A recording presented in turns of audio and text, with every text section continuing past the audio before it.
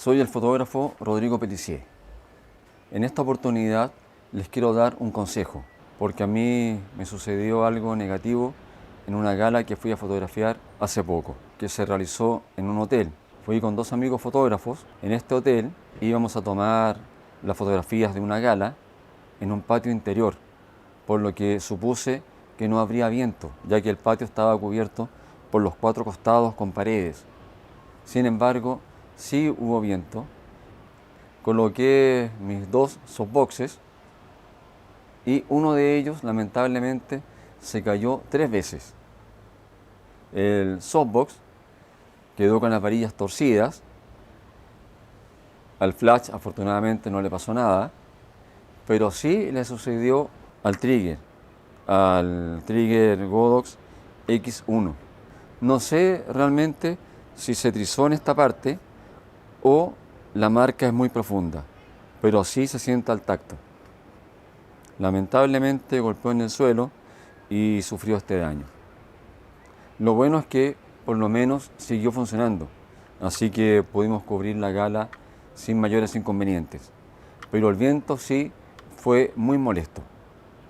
A mi amiga Paula se le dio vuelta también su softbox, el flash se golpeó en el suelo y las pilas salieron rodando por el piso.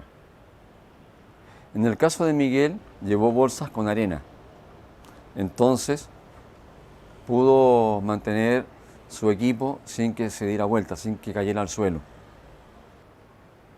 Esas bolsas, al ponerlas en la base del soporte de los flashes, evita en gran medida en que estos se den vuelta. Es muy fácil que se den vuelta si no están con ese peso, porque la superficie, sobre todo la superficie blanca del softbox, al ser amplia, recibe la fuerza del viento y se da vuelta, ya que la base del soporte es liviana y el peso está arriba.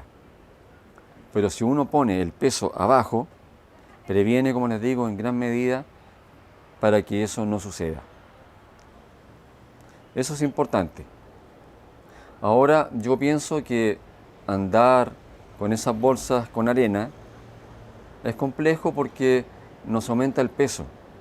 Ya llevamos mucho peso en los bolsos y agregar más encima esos kilos adicionales no me parece que sea muy conveniente. Por ese motivo les quiero sugerir que utilicen botellas como esta, o más grande todavía, sería mejor.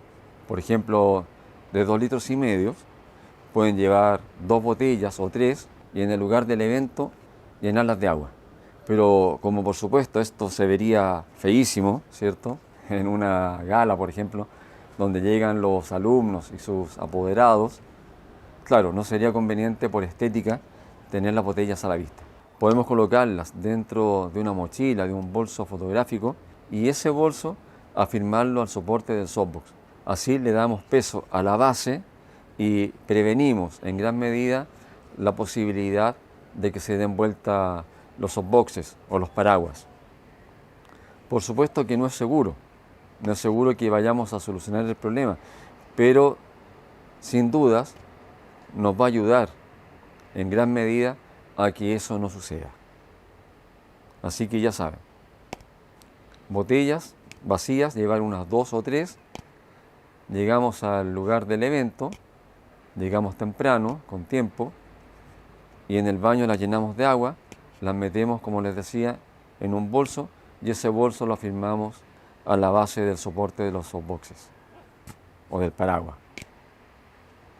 Y así prevenimos que nuestro equipo se rompa, como me pasó a mí, que podría haber sido peor, porque si el trigger hubiera dejado de funcionar, habría sido un problema mucho más considerable. Así que ya saben, si se ven en la necesidad de fotografiar al aire libre, recuerden que siempre puede haber viento. Y si lo hay, estas botellas llenas de agua pueden ser una gran solución. Tenemos que cuidar nuestros equipos, yo los cuido, pero como les decía al comienzo, pensé que en ese patio no habría viento, ya que estaba protegido por los 4 costados.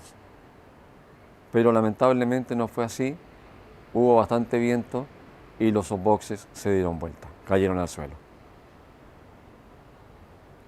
Si este video les gustó, si consideran que le puede servir a alguien más que esté interesado en tomar fotografías, les sugiero que lo compartan para que así podamos ayudar a esa gente a que no tenga este tipo de inconveniente cuando estén tomando fotografías.